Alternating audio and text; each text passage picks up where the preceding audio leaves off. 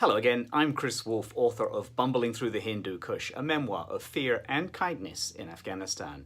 And I'm here as usual to answer your questions about the trip, the book, Afghanistan, or life, the universe, and everything. Today's question is from Gill, who lives near London, and Gill asks, what's the meaning of Hindu Kush, which you mention in the title?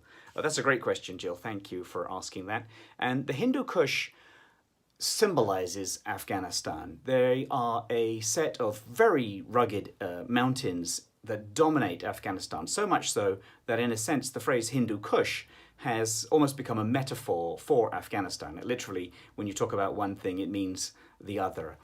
And they are a brutal set of mountains, rugged, 20,000 feet tall in places, icebound most of the year, and in fact, the name literally translates from Hindu Kush to killer of Indians. The legend being that if any Indians came that far north, they would die from the cold.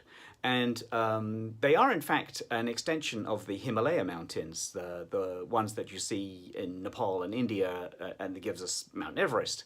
But they are very divisive. That's another way they symbolize Afghanistan.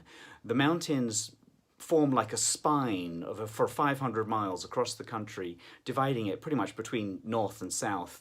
And there are only a few passes through the mountains, which become obviously extremely important in terms of travel, commerce, and warfare. They were constantly under attack during the Soviet occupation and during my visit there in 1991. The winter there is brutal.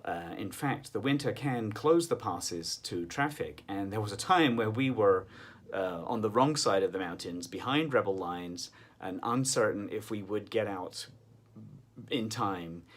So we were worried for a while that we would be stuck there for the entire winter, and that's a pretty uncomfortable feeling, I can tell you.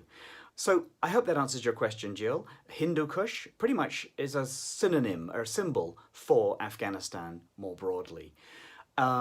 If you have a question, feel free to pop it in the comments below or contact us on Facebook or Twitter. Oh, and sign up for our mailing list if you get the chance to keep up to date on the book, Bumbling Through the Hindu Kush. Thank you for joining us.